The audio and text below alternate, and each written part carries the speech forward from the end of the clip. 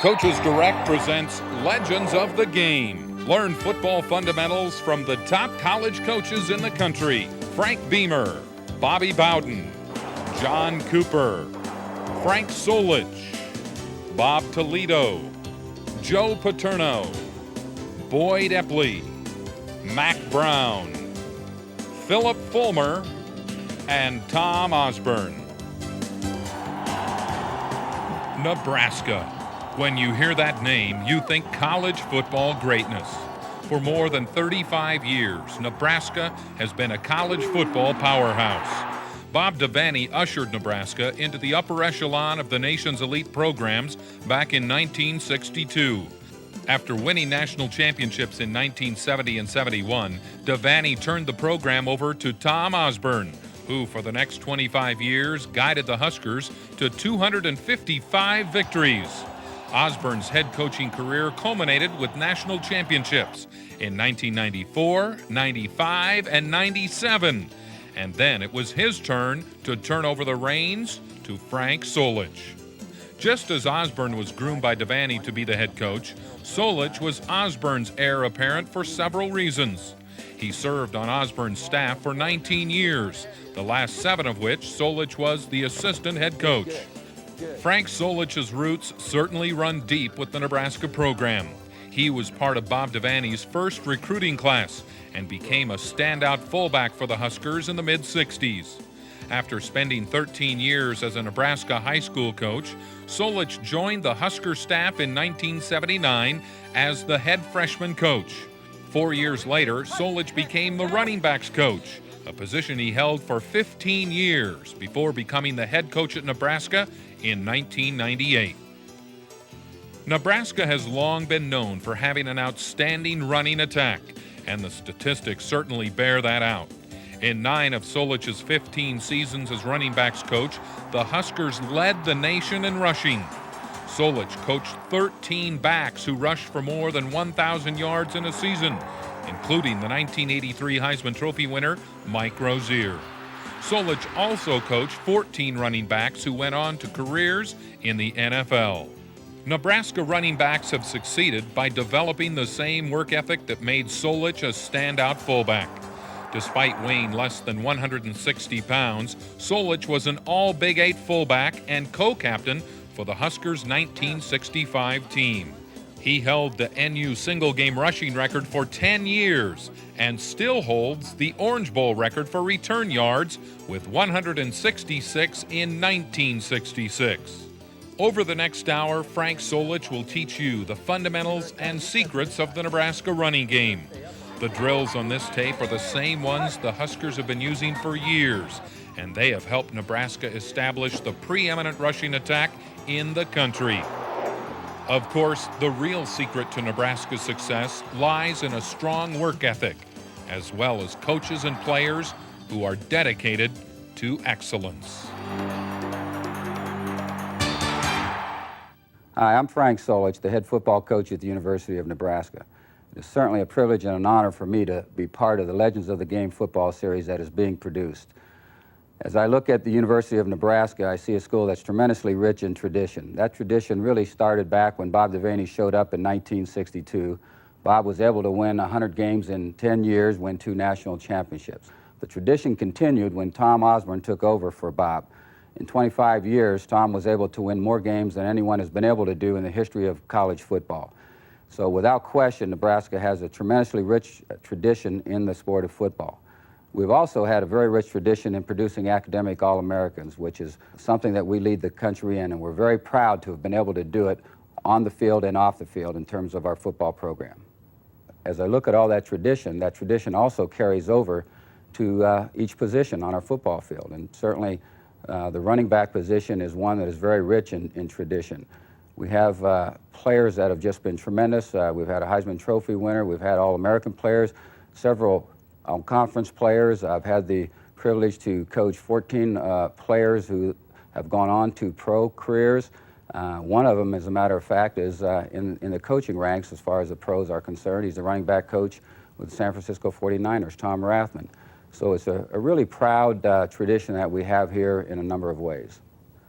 Our philosophy on running back drills is to not have an extensive amount of drills, but to make sure that the drills that we do have get a lot of repetition. With repetition in practice, you then see the carryover value of that drill in a football game. So let's go on out to the field and go through some of the drills we use here at the University of Nebraska. Okay, we're all set to take you through a number of drills that we use here at the University of Nebraska with our running backs. And in order to take you through those drills, we have several players here that I'd like to introduce to you that have been a major part of our program and what we've got done over the years. The first guy is Joel Makovica, who's been a fullback in our system. And Joel is just getting out of school and now is a member of the Arizona Cardinals professional football team. Had a great career here at Nebraska, of course, as a fullback for us. And not only was excellent on the field, but off the field as well. Two-time academic All-American, has $23,000 in scholarship postgraduate money available to him once he goes on to postgraduate school. So certainly a great career. Corey Schlesinger. Corey has also been a guy that's a fullback in our system, was a great fullback for us in terms of both blocking and running. Corey right now is a member of the Detroit Lions. He's gone into his 5th year as a fullback for the Detroit Lions. Brian Carpenter. Brian is also a guy that played fullback for us. Brian probably played at a little bit undersized compared to the first two guys I introduced to you. Those guys played at around 230 to 240. Brian played at fullback for us at 205 pounds, but did a tremendous job. And so I think where Brian comes into play and what he accomplished at the fullback spot is that he was a great technician, had excellent acceleration, explosiveness, and he was able to combine all of that in order to get it all done as a blocker and a runner for us as a fullback. Brian Washington, who's going to help us. Brian is back here and really plans on becoming a coach. Brian is just finishing up with 9 years of professional football as a defensive back, had a great career here at the University of Nebraska. So appreciate these young men helping out. I think you'll enjoy them going through some of these drills. Okay, the first thing I'd like to talk to you about is ball technique, because it really makes no difference how great a running back you are. If you don't take excellent care of the football, then your team has problems. And so we really drill good ball technique with our running backs and really word it throughout practice for them to remember to take great care of the football. There are really two positions that we asked our backs to carry it in. One would be really a tuck position where you see Brian has a finger over the point of the ball, his back elbow is ready to pin the back point of the ball, and it's really in good position right here. If he's out in the open field and he's ready to try to beat people into the end zone on a long run, he really has his arms in good working action where he can really move it as if he's in sprinter form.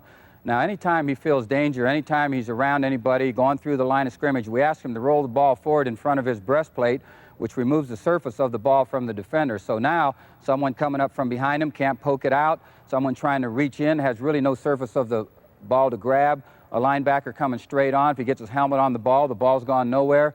So those are the two positions that we look for when we talk about ball technique with our backs. We use the term high and tight an awful lot with our backs. You do not want the ball down around your waist because you have very little strength in terms of controlling the football with your wrist down below your elbow. We want that wrist slightly above the elbow anytime you're carrying the football. The next basic point that I want to bring across is really how our backs take the ball. And it's pretty universal. It's pretty basic in terms of backs receiving footballs, but there are some things that we certainly emphasize. We really want our backs to have a high exaggerated pocket. So we really want the pocket up around their number area, not around the waist level, because it's certainly much easier for a back once he receives the ball at this height right here to then just tuck it in the areas that we want the ball tucked into. So I'm going to ask Brian to give me a high exaggerated pocket. I'm going to ask him to turn the palm out because that keeps the inside elbow up, which is what you want, because anytime the quarterback is putting the ball into that pocket right here, you don't want the elbow down, knocking the ball out as the quarterback's trying to put it in, or if he's faking to the running back as he's trying to pull it out, the ball being knocked out of your hand because of that inside elbow coming down. So turning the wrist slightly out, helps with the elbow staying high. He's got that high exaggerated pocket, so as I hand the ball to him, notice he brought his bottom hand up softly to cover up on the ball. I can get my hand out of there, and now he's ready to put it in one of the two positions that we talked about in terms of good ball carrying technique. While we have Brian here, I want to talk to you a little bit about our I-back stance. It's really a basic stance in that you notice his feet are approximately shoulder width apart.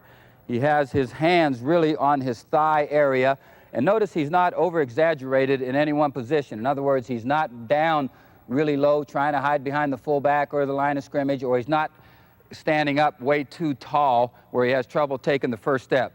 So from this position, it's a comfortable position. Now, if he was going to dive into the line on the right side of the line, he would drop his left foot very slightly and then go ahead, take a step, and then move forward in terms of any type of inside running play to his right.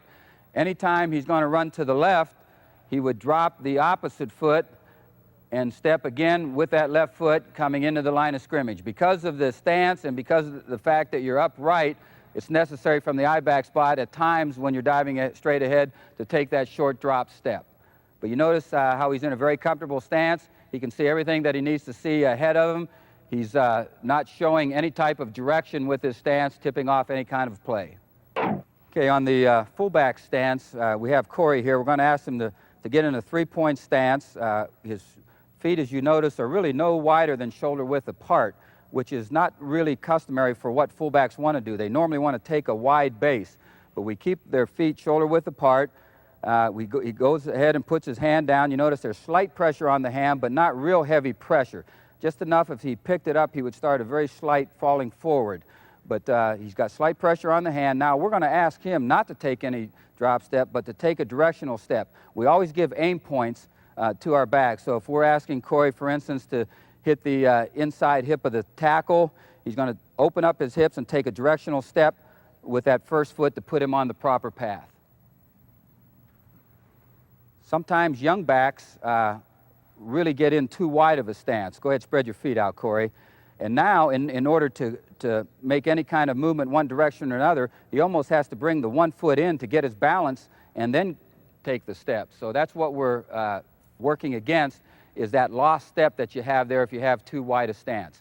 And we want the fullback, because of the fact that we do a fair amount of audibling in our system, we want the fullback to be able to go any direction out of this stance. So he's not tipping off the play by changing his stance for the particular play that we've checked out of and gotten into.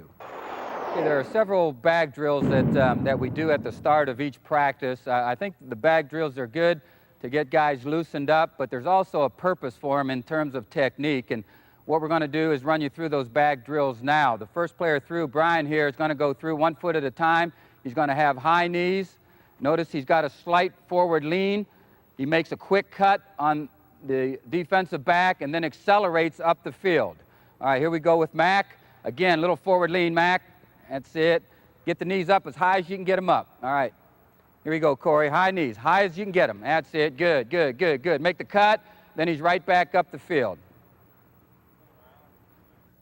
All right, this time through the bags, we turn them facing one direction. Now, again, they'll have high knees. Their shoulders will be in front of their hips. Good ball technique. Coming off of it, nice knees there. Coming off of it, you'll see him make a head and shoulder fake and then beat the defensive back on one side and then accelerate up the field. The next time through the bags, we have him face the opposite way. Here, Mac will come again with nice high knees. He'll square up, and he'll use a spin move on the defensive back. All right, another bag drill that we use is what we call a stutter step, where the back has to really have good body control. We ask him to stutter in between the bags. That's good stutter. That's it, good. Makes a move, then he's up the field. The tendency is for a running back sometimes to really want to get his body moving faster than his feet, and this helps you with great control of your body. All right, this time through the bags, we're going to ask our players to go through with high knees facing one direction, but after 2 bags, they're going to plant, and they're going to turn their hips and shoulders, face the opposite direction with high knees.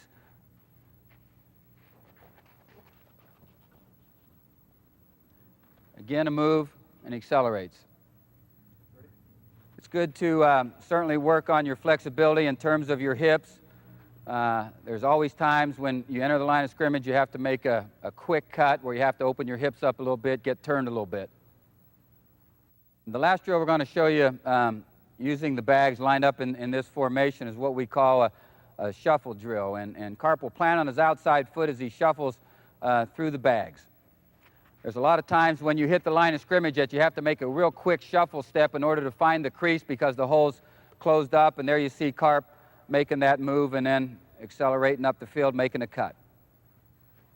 Those are the different bag drills that we use. We don't have to use all of them every day. We may break them up, use 3 one day, 3 the next, but we always start off practice off by using good bag drills. We're always interested in our backs having quick, light feet, so a drill that helps with that is what we call a jump drill. And you notice we have Corey get about a yard or so away from the bag, and what he's going to do now is jump over the bags with very quick, light feet and immediately go over the next bag until he's made it through all 4 bags. Okay, Corey. And then accelerates off of the last bag. That's it, good. We will add a what we call blast drill at the end of it, where we'll have 2 players with pushbacks where the back, after coming off the last bag on the jump drill, will have to lower his shoulders and go ahead, get down in a good blast angle here in order to get yards after contact. We use what we call a reaction cut drill, and this is a drill basically that's designed for when a back is going into the line of scrimmage and all of a sudden his aim point takes him to the hole, but the hole closes up. Now he has to shuffle in order to find the crease and then accelerate. And then, of course, a lot of times once you've gotten through the line of scrimmage, you have to deal with a backer that is sometimes scraping over the top. So what this drill is designed to do is to approach the bags at a normal running speed, okay, smooth to the hole is what we'll call it, and then the bags will go one direction or the other. We're expecting the back to cut opposite and then to get underneath the cone, which is placed about 6 or so yards behind the bags, as if getting underneath a scraping backer. All right, Corey, you ready? Notice these guys, after they react and make the quick shuffle, that they are really accelerating at the end of the drill and they're speeding through the hole. So the terminology we use is smooth to the hole, speed through the hole. This is a good drill for the inside zone running play because sometimes the back will have to take an onside crease. Sometimes the onside crease is not there. He has to shuffle his feet in order to hit a backside crease. After the back drill, we like to put out about 5 or 6 cones and then go through a series of 3-step cuts, because really what we want our running backs to understand is that we're interested in quick up the field cuts from our running back, okay? It's not a situation where we're talking about shuffling, gone laterally, wasting time on cuts. They're all quick up the field cuts. And these are a lot of times used anytime you're going through the line of scrimmage and all of a sudden the hole closes up, you make a 3-step cut one direction, the linebacker's there, you've got to cut back the opposite direction. So we see this come into play an awful lot. There you see a nice job by Joel on the 3-step cut. That's it, nice plant, hard plant on the outside foot, and then really driving. This gets in our players' minds that what we're interested in is being up the field runners with quick, sharp, hard cuts. Okay, after the bag drill and a 3-step cut drill, we go into what we call balance drill. We want to get our backs used to having their hand on the ground, understanding that the play is not over. We expect them to come up out of the play running. So Corey will take about 5 what we'll call balance drills, and then he'll come up out of there running. Okay, we'd like to show you this drill in slow motion because there is some technique involved. You notice his arm is coming right down from his shoulder. He's not overextended on it. We try to get the back leg up above the hip. And it's a good drill to really even start practice with in terms of stretching out your shoulder and hip area. He tries to roll the eyes up as much as he can so that his head's up as best he can get it up. And then after doing 5 again, he'll come up out of there running. Another drill that we'll occasionally have our backs do is what we call a wheel drill. The back will put his one hand down in between the bags, try to keep good ball technique as he spins around with both feet, going over each bag. He'll make a circle each way, then he'll come up out of there running, and then step over bags, make a quick cut at the end, and then accelerate up the field. So the two drills that we just showed you, the balance drill and the wheel drill, are really both drills that are designed to have the back with his hand on the ground, understanding that the play is not over, that we expect him to have the ability to come up off the ground and make a play out of it. Notice the ball is staying very close to the body. It's high and tight. As we come up out of there, step over the bags, make a quick hard cut right at the end, and then acceleration. As well as being great ball carriers, we expect our backs to be excellent receivers, and so we work a lot of pass receiving drills, certainly after practice, where we try to get them to catch a ton of balls. And really what we're asking them to do is to really zero in on the ball and the very point of the ball where the seams of the ball meet. As that is spiraling towards you, that will stick out to you, and you should really zero in on it and actually put your nose on the ball so that there's great concentration on it. And then, of course, after every catch, you want the ball tucked. Now, as we throw the ball here, we'll just start off with the back, just catching the ball in good football position, trying to put his nose on the ball, zeroing in on the laces, so they get good and used to really zeroing in on catching the football. You notice that after catching the ball, they're putting the ball away. Little movement on these drills because we're not interested in them running patterns. We're just trying to get a lot of throws to them. Now, what we'll end up doing is having the ball thrown in front of them and getting good football position, and they'll catch the ball as it's coming on a bounce. And what we're after there is really as the ball bounces and changes direction and changes angle, it's a great drill for concentration, making the back actually focus on the ball coming into his hands. This also comes into play in the option drill when the quarterback is pitching the ball to you on the option drill. You need to really get focused on the football.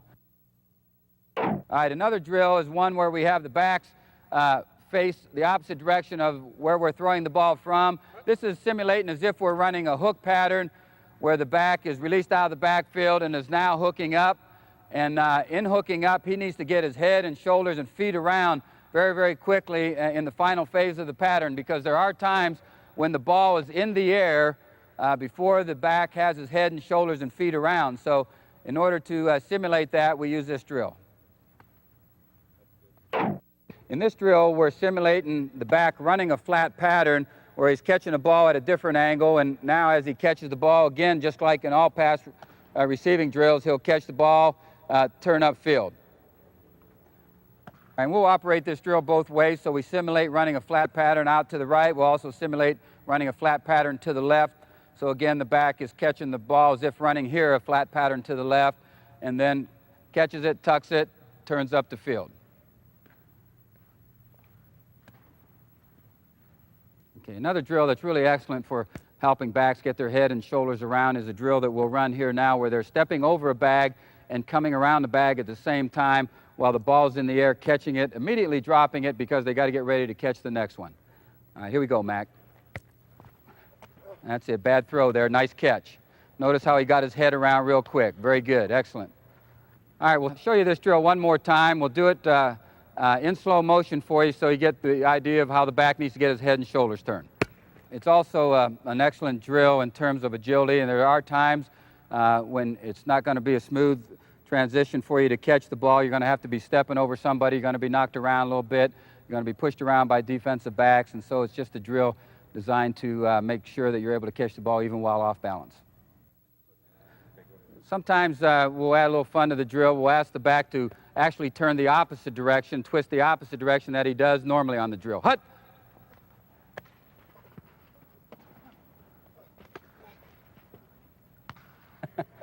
That was good except for the last one.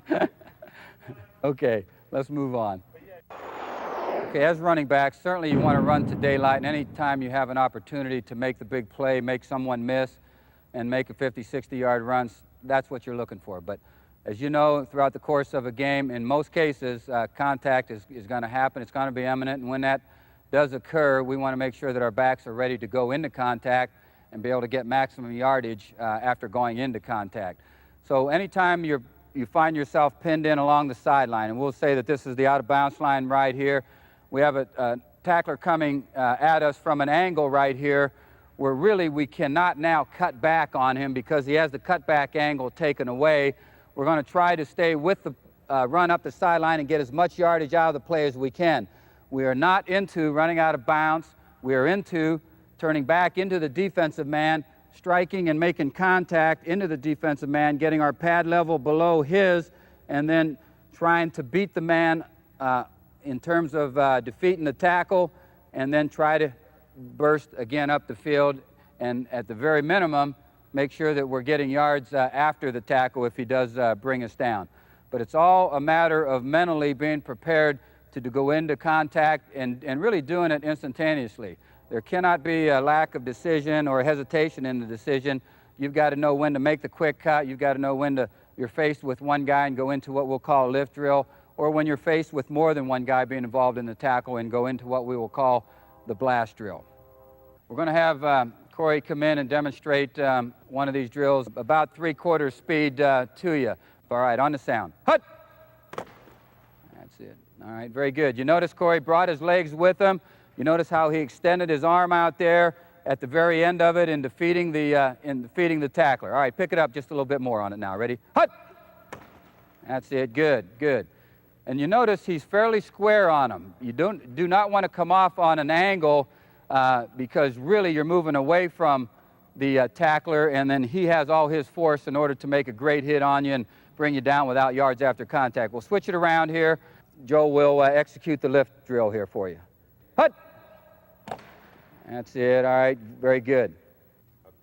We talked to you a little bit about the back defeating the guy one-on-one, and that's really kind of what we look for, to make the big play, make the quick move, and go the distance. And then we talked to you about if he's faced with one defender, that we'll expect him automatically to go into the lift drill if he cannot make a move on him and beat him. And then if he's got more than one tackler to deal with, then he'll go automatically to what we call the blast drill. In order to simulate that, we'll put two guys very close together with pushbacks here. They'll get somewhat low because we'll want the back to come in at a low angle, and he'll blast through. That's it. Good. You notice that he needs to have a good running angle with his shoulders out in front of his hips. You always want to keep your head up in any type of football drill that you do, whether you're talking about a tackling drill, a blocking drill, a running technique drill. You want good football position. Now, of course, normally the defenders aren't standing right next to one another. Usually you'll have a defender here and one coming in from the side, and you'll have a bigger area to split. But we put them closer together just so the back will get the feel of needing to accelerate and burst through. And then if he cannot make it through, what we then ask the back to do is to get in a tight spin. That's it, and get up the field. That was a very good job there. You notice that he gave great effort at trying to split the two, and when that didn't happen, he gets into a tight spin. In order to be a complete back, certainly you've got to do things other than be a great ball carrier. And we worked on pass receiving drills.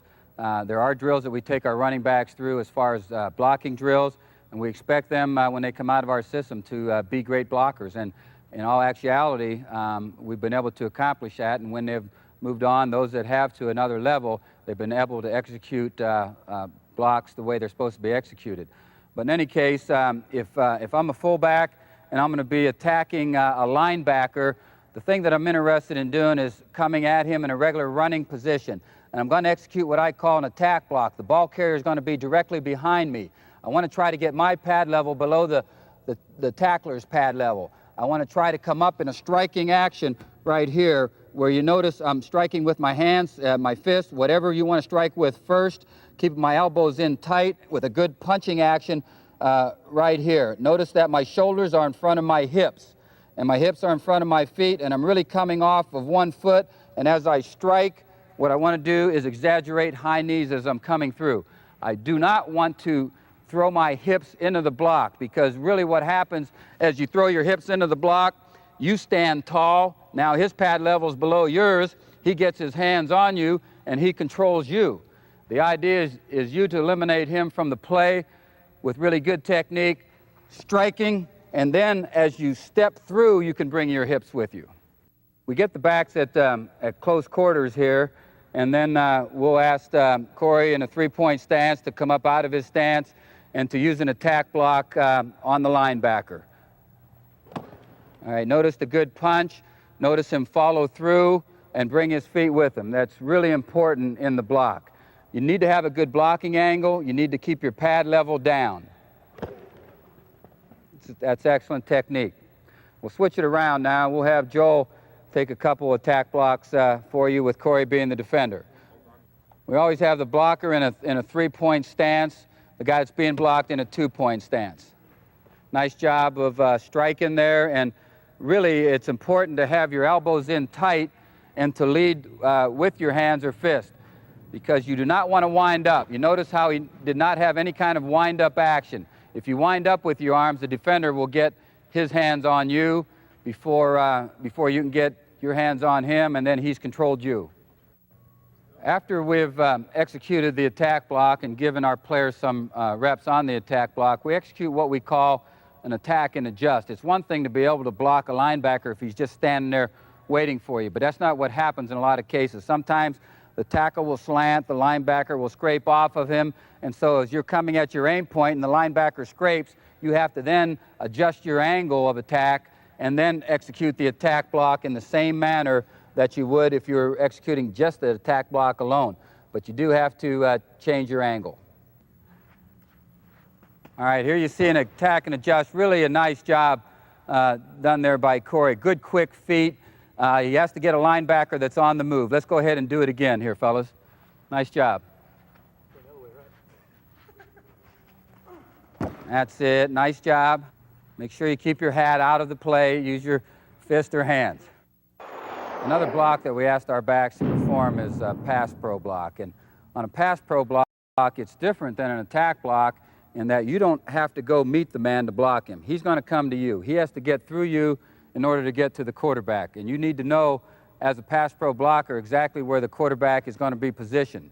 And what you want to do is try to get as much separation from yourself and the quarterback as the rusher allows you to get, and try to get your back focused on the spot where the quarterback is throwing from. And then the actual block itself is very much like the attack block, except we don't have one foot in front of the other. We have both feet parallel, but we are striking out here with our hands. And we're trying to keep our elbows in tight, and as we strike him, try to control him. If he spins out away from us in the direction that he spins, kind of give a little ground with that hand and that foot, and then get right back on him and control him as he spins out. The drill that we use for our backs in order for them to get used to striking the defensive man and controlling him a little bit is what we call a one-on-one pass pro drill.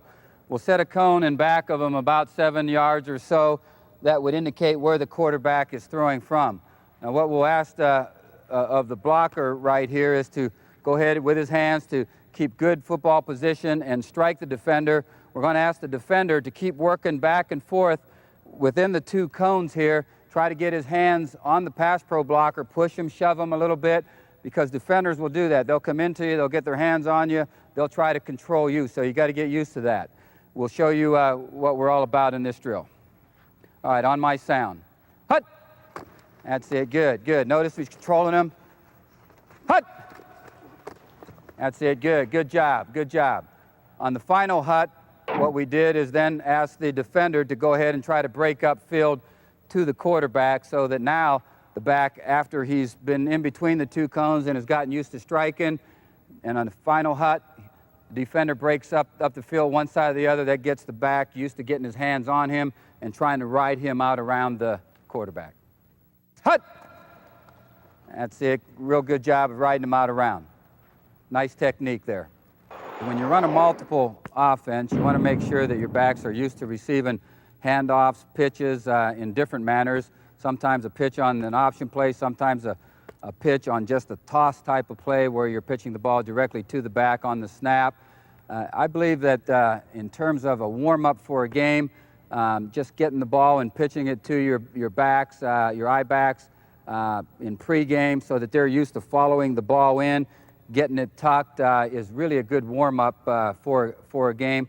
It really gets them conditioned to zeroing in on the ball, getting it put in place. Okay, let's just go 41 pitch. All right, on the sound. Ready? Hut! Hut! Carp, were you looking that ball in? Sometimes backs are so conditioned to catching pitches that they catch it without really zeroing in on looking it in. So we'll have Mac here show you the right way. Hut! That's good job, Mac. We'll show you a handoff. We talked to you about handoff technique earlier where we want the exaggerated pocket, we want the high handoff. We'll have the backs just come through in a straight line, receiving a handoff on a dive play. All right, on the sound. Hut! Pocket should be really exaggerated. The handoff should be coming up around the number area. Hut! Don't clamp down on the ball. Bring the bottom hand up to the top elbow. Hut! All right, good job.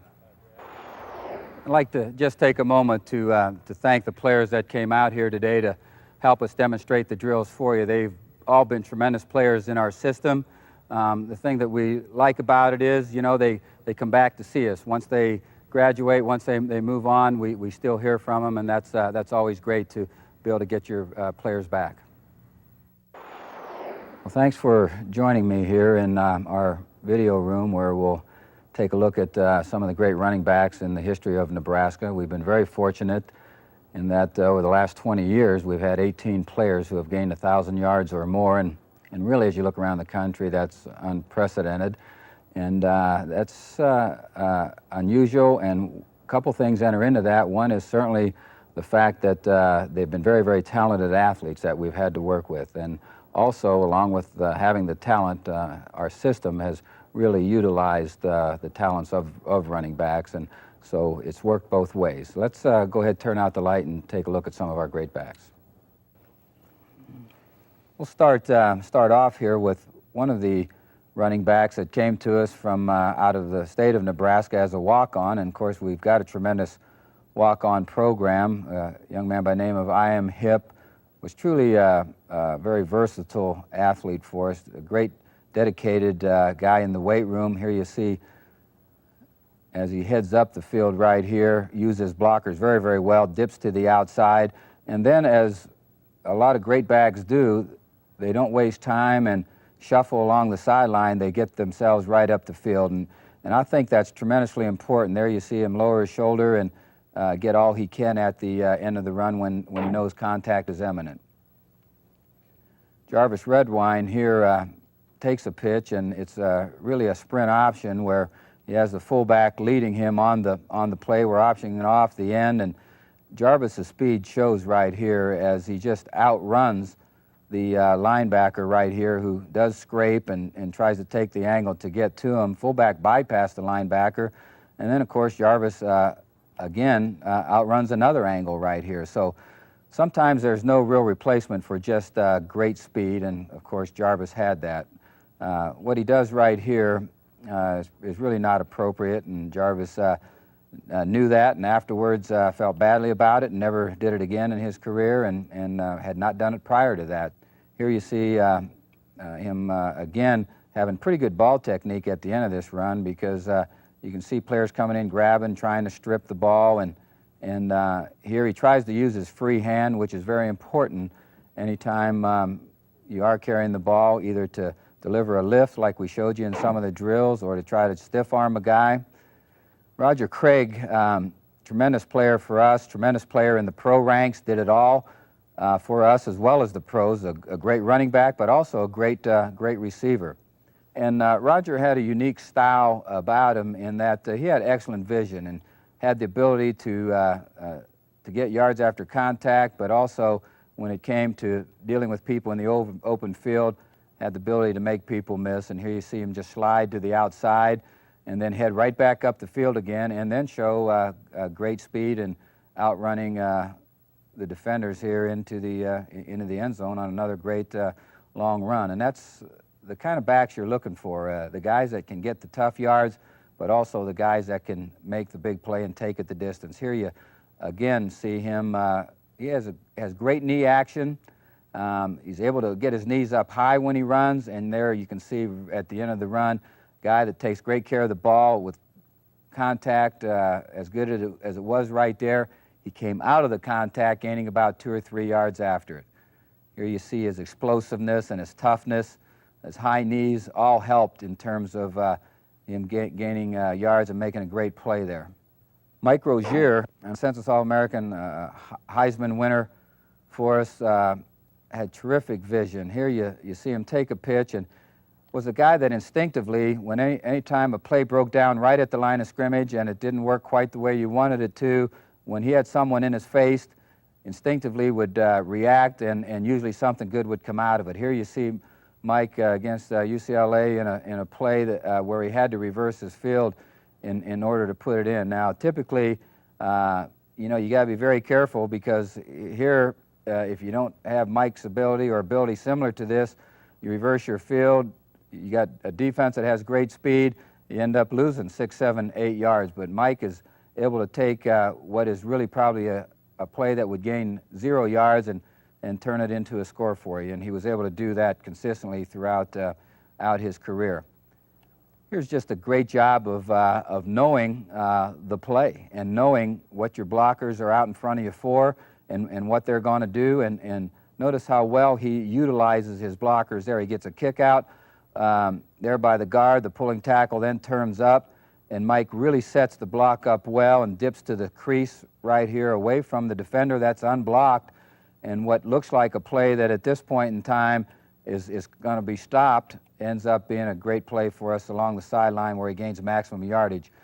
One thing that you always want to do, we did work the lift drill a little bit with you, and notice how Mike is pinned in on the sideline, and now he's turning back into the defender. Rather than allow the defender at this point right here to come in and make great contact on you and possibly cause the ball to come out, Mike turns back into the defender. That way he's protecting the ball and is going to get maximum yardage along the sideline. One thing that he may have done here a little different is tried to give himself a little bit more room on the sideline, so that when he initiates his contact, you notice he does defeat the defender, but really is stopped by the out-of-bounds line. So if he'd just given himself a little bit more room on the out-of-bounds line, probably could have taken that into the end zone.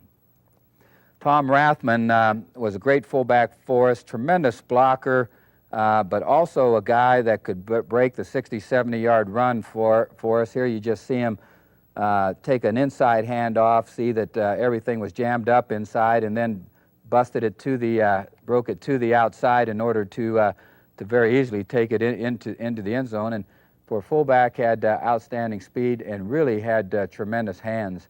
Many of you know he played for the 49ers, and here he shows his ability to come out of the backfield and use his great hands to bring in a pass from Joe Montana and make really a great individual play right here by reaching back for the ball. Notice the eyes follow the ball all the way in, brings it to his chest, and then immediately again gets turned upfield. And of course, anytime you get down near the goal line, you have a back like Tom Rathman, he's the kind of guy you want to give it to. The footage you see here against the Broncos is from a Super Bowl game where Tom Rathman, of course, as you see, played in here, did a tremendous job. But also he's with Roger Craig, who was in the same backfield with him. So really two backs from Nebraska playing in the Super Bowl at the same time, rather unique. Doug DuBose, very fluid type runner, and I guess that word probably best describes his ability, but he was also a back that had great vision and instincts, and here you see, along with that, very good speed. Notice here at the end, in outrunning someone, he's ready to use his free hand in order to ward off the guy. You always want to try to do that to protect your legs, because people are going to try to come in low, so either use your free hand to ward him off with a stiff arm or try to turn back into him with a lift. Here's another speed back for us, Keith Jones, and here's where you see great acceleration. Keith has patience right here. It's a counter play where both the backside guard and tackle pull, and if you notice here, he's really running very controlled right here. Sets up the blocks, knows what's going to happen, and once he sets up those blocks, accelerates through the crease right in here to really make a difference on a play.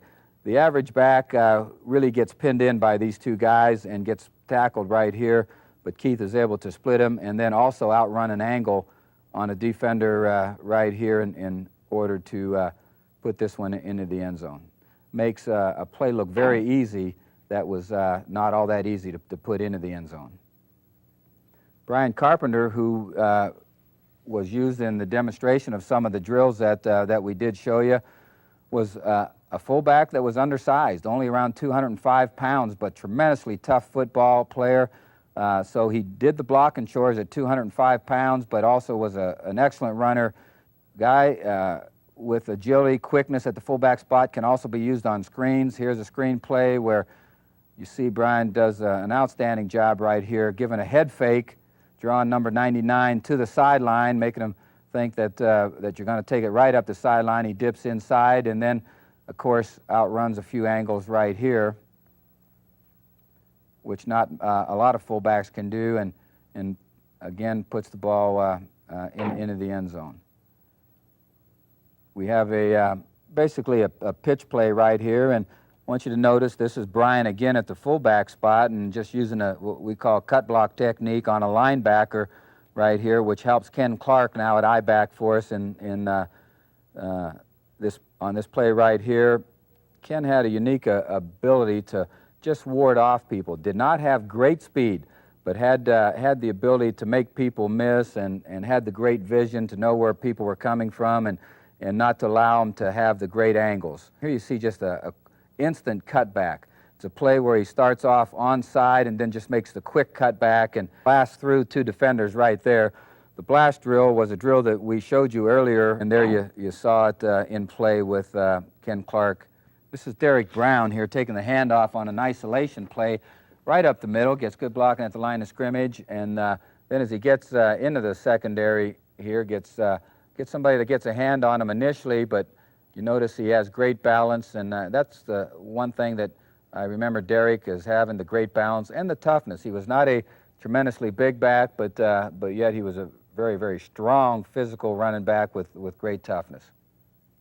Here again, another inside running play with him and makes some quick cuts, uses his blocker very, very well in order to put the ball in the end zone. Calvin Jones here against Kansas really had an outstanding day, and here you see him taking a pitch and just using some acceleration to burst through here, but then at the end of the run right here, very, very good feet in order to make the guy miss in the open field, and then of course uses good speed in order to put the ball again in the end zone. So you're seeing a lot of runs that are not only good 10, 15, 20-yard runs, but you're seeing runs that are 60, 70-yard runs where backs put the ball in the end zone. And of course, that's what you want. You want the guy that's able to go the distance for you. As I mentioned, Calvin had a great game against Kansas. Actually, he ended up with 294 yards, which is still a Nebraska record. This is Corey Schlesinger now at the fullback spot for us, and Corey was in the drills demonstrating them for you, and here we're going to show you his 2 touchdowns in the national championship game against Miami. He's really a physical player, but also a very instinctive player. We used him a lot on quick traps, both up the middle and off tackle. Lawrence Phillips was an outstanding player for us at Nebraska during his time here, and here you see his ability to be an excellent pass receiver, to really look the ball in on a screen play, tuck it away, get the ball in the outside arm, which is really critical for backs, not to have the ball on the inside arm like this where all the pursuit is coming and then that ball is vulnerable to be knocked out of there. You have it in the outside arm. Now he's able to use the free arm here to ward off anybody coming from the outside.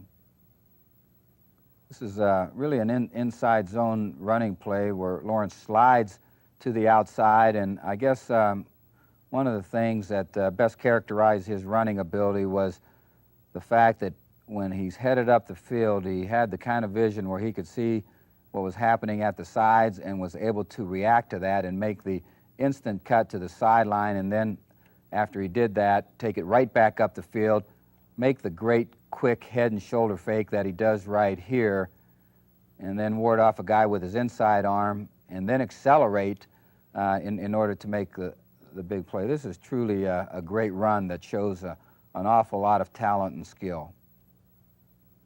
we'll just let the thing go for you at full speed right there without stopping and running it back and forth, so you can really appreciate how good a run that was. Notice the patience here by Amon Green. Amon really in 1997 gained 1,877 yards for us, which is the second best single season ever at Nebraska, and Amon had a career record of 3,880 yards. Here you see on a counter sweep play, as I mentioned, the great patience and yet the ability and upper body strength to ward off guys that make that kind of contact with you on the sideline and just take it up the field. Again, Amon, who has good vision, and notice the quickness and the instinctiveness of the cuts. Good running backs, they make the quick instant cut and then get right back up the field again. Of course, Joel Makovica was a tremendous fullback for us, did it all, was a very good pass receiver out of the backfield, an outstanding blocker, and a tremendous ball carrier for us. Great, powerful leg drive.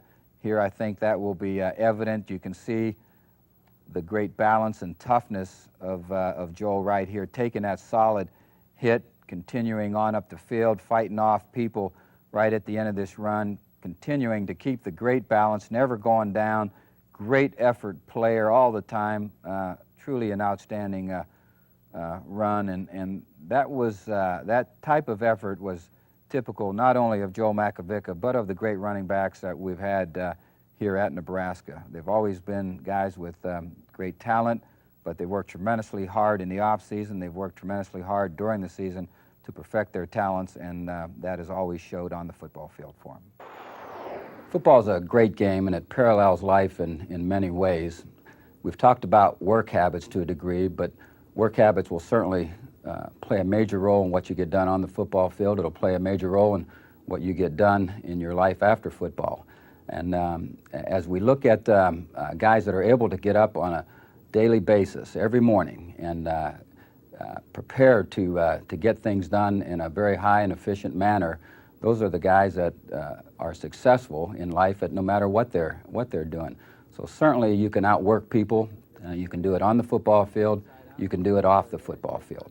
As we look at developing leadership, as far as leaders in our program, when it's done is during the off season, because that's a time when really the excitement, the drive of the game is not there. The games are far away from the present time. And so it takes a lot of energy, a lot of drive, a lot of talking yourself into getting up and getting it done on a regular routine in the off season. But that's where your leaders start to develop and start to show on your football team, because those are the guys that not only push themselves at that given time, but also push their teammates to make them better football players. So we feel the off season is a tremendously important time to making an individual better and to also making a football team better. I really admire the enthusiasm of young kids. I think it's tremendous. They want to be the best they can be. They want to learn. They are open to your direction and helping them be the best that they can be. And that enthusiasm is catching. That enthusiasm, I think, can catch on in terms of yourself as a coach, your staff, to where it's a very exciting and entertaining game. I feel fortunate in that I've really been able to coach not only on the college level here at Nebraska, but also on the high school level. In fact, I have 13 years of high school coaching experience, and so I understand that regardless of the level that you're coaching on, the commitment that it takes to be the best that you can be in coaching. And certainly, as I look around our state here in Nebraska and certainly the bordering states and really around the country, what I see are tremendously devoted coaches to making sure that they are doing what it takes to help individuals become better players, to help individuals become better men as they go through life. And certainly that's much more important than probably just the outright wins that you're able to produce over the years. So I admire the people that are in the coaching profession. I think their drive, certainly their commitment, their work ethic, their helping young people be the best that they can be is, I think, admirable. As I look at the history of Nebraska football, it's really been built on winning one game at a time. We have not really set rivals. We know that every game is important, so we approach every football game that way. And when you do that, I think it makes your football players and your football team understand that they cannot just point for an occasional game or they cannot point for a rival. They need to get ready for every football game. And certainly, you know, that's a part of it that I think is a challenge for every coach, to be able to prepare week after week and do what it takes to cover all the bases to have your football team ready to step on the field well prepared every week. You know, the emotional pregame speech in the long run doesn't play out in terms of winning in a consistent manner. And so our approach is to make sure that we prepare very, very thoroughly. Our approach is to make sure that we put a confident football team on the field, one that believes that every time they step on the field that they will win a football game. With that in mind, you know, we're not big on pregame talks to the point where we're trying to get our players emotionally ready to step on the field and play a game, because that emotion doesn't last very long once you're out on the field. What you need to do is to make sure that they have really a sense of where they're at in terms of being well prepared for this football game, that they're a confident football team, that you have a football team that steps on the field expecting to win every time that they step on the football field. And in the last few moments leading up to the game, you're just reminding them of how well prepared they are, of how well they're ready to execute, and exactly how well this game is going to go because of all the work that's led into getting ready to play this game. I think that's certainly a key to being consistent in football. Sometimes as you go through the coaching profession, you know, there's so much work involved, there's so much detail involved that that if you're not careful, you let the moments slide by that really should be tremendously enjoyable for you, should be tremendously enjoyable for your staff, and without question tremendously enjoyable for your football teams and football players. And I guess the one thing that I want to make sure our players understand is that it's okay to show your emotion.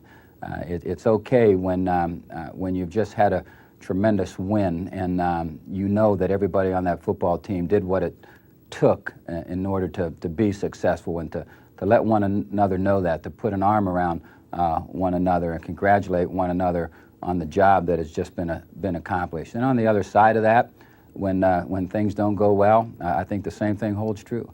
I think you still take care of one another, you still look after one another, you still maybe put your arm around one another and indicate that you know, we're at a point where we move forward from here and we just start to make it work the next go around. And so it's a tremendously emotional game, and without question it should be that way, I think, for players. It should be that way for coaches. You should enjoy what you're doing to the point where you can show it. As been noted, we certainly feel good about the fact that we've been able to win 3 national championships in the 90s, and that's without question what every team strives for. They want to be the best that they can be, and with hopes that in being the best that you can be, you're going to win a national championship. Certainly there has to be a number of factors that go into getting into the national championship game and having a chance to win it. You have to have some things go right for you, without question. You got to make sure that that if you have that you don't have too many injuries, because that certainly can lead you down a path that makes it difficult for your team to win a national championship. The ball needs to maybe bounce right a time or two throughout the course of the season. But in the end, when you add it up, if you've prepared as well as you can prepare, both mentally and physically.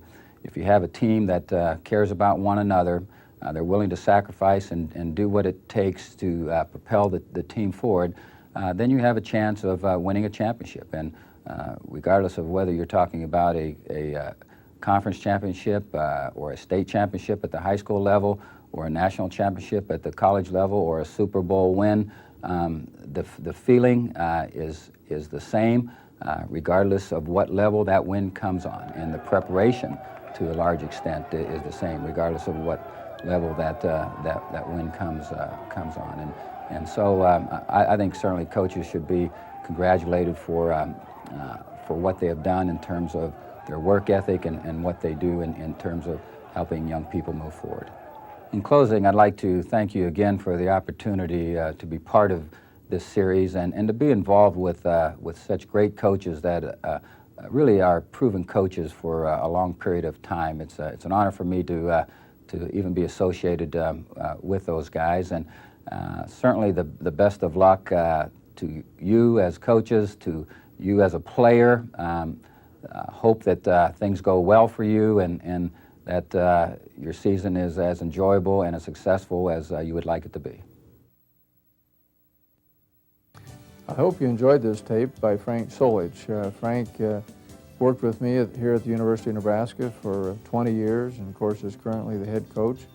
He was an outstanding running back himself and was a great offensive backfield coach, so I'm sure that his expertise and his knowledge of the game, particularly in regard to running backs, was of great help to you. This Legends of the Game video is one in a series of instructional tapes made for coaches, athletes, parents, and fans of the game of football. There are a total of 10 tapes available covering all aspects of football. We sought out the best coaches in the country in order to produce top quality instructional tapes.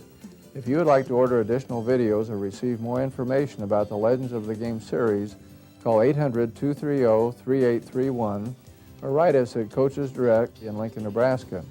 You may also fax us at area code 402-465-8849, or you can visit us on our website at www.coachesdirect.com. Thank you for your interest in the game of football.